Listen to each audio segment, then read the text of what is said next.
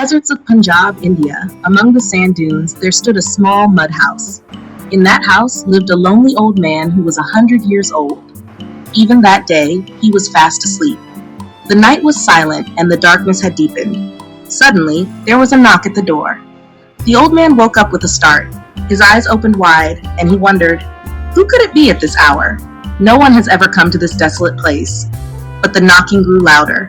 Slowly, he got out of bed, walked to the door, and when he opened it, he was stunned by what he saw. A young, beautiful woman stood there. Her name was Harpreet. The moment he saw her, he felt a strange pull toward her. He couldn't take his eyes off her. The old man asked, "Who are you? And what are you doing here in this deserted place at this hour?" Harpreet replied, "I was on my way to Patiala, but I lost my way. Please allow me to stay here for the night. I'll leave in the morning." The old man, mesmerized, said, "Come inside." She entered, and he showed her a corner where she could rest. She lay down and fell asleep. But in the last hours of the night, Harpreet suddenly felt someone standing beside her. She opened her eyes slightly and saw the old man staring at her with strange eyes. She sat up quickly, alarmed. "What happened? Why are you here?" "Nothing. You must be feeling cold. I brought you a blanket." Though Harpreet angrily took it, she was uneasy. Even when she slept again, the old man kept watching her with longing in his eyes.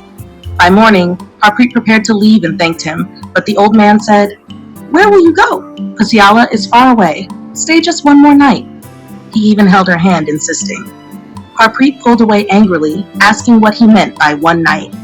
He tried to persuade her, claiming he would arrange her departure the next day. Hesitant and troubled, Harpreet agreed to stay.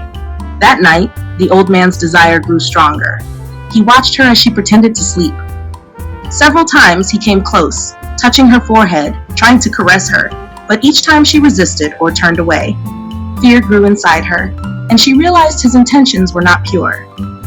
Days passed in this struggle, Harpreet wanting to leave, and the old man stopping her with excuses about a caravan that would supposedly come and take her to Patiala.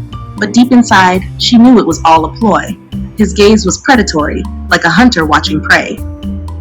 Finally, one morning, unable to take it anymore, she decided to leave at all costs. As she prepared to walk out, she suddenly noticed a young man sitting quietly in a corner of the hut. His handsome face shone with light, his clothes clean and neat. Shocked, she approached and asked, "Who are you?" When he turned his face toward her, Harpreet was stunned. It was her missing husband, Jaspal Singh. She cried out and ran into his arms, overwhelmed with tears of joy. "Is this real, or am I dreaming?" she asked. Jaspal held her and whispered, "No, this is real. I have returned." But Harpreet was puzzled. "Where were you all these years? And how did you end up in this old man's house?" Jaspal sighed and said, "The truth is, I was that old man." He explained the secret. Years ago, on his way to the market, he had met a strange old man and a beautiful woman who seemed mystical. Jaspal had mocked them, asking why such a young woman was with such an old man. The woman, possessing secret powers, cursed him. In a moment, Jaspal's youthful body transformed into that of the very old man he had mocked. The woman told him, "This is your punishment. You will live like this until the day your own wife, out of pure love, comes searching for you, stays with you through the trials, and recognizes your truth. Only then will you regain your real form. And remember, you cannot reveal your identity yourself." Harpreet listened in shock, trembling, as Jaspal confessed that all along, he had been the old man testing her loyalty, patience, and purity of heart. Her eyes filled with tears, this time of shame and regret that she had doubted him.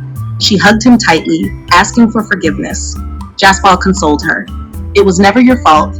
You didn't know who I really was, but your sincerity and faithful heart have broken my curse." And so, husband and wife were finally reunited. Their love, tested by suffering, had grown even stronger. True love, they realized, can endure every trial, every distance, and every disguise. Moral of the story: real identity is not in outward appearance, but in the purity of one's heart and intentions. True love, with patience and faith, always returns, even after the hardest trials.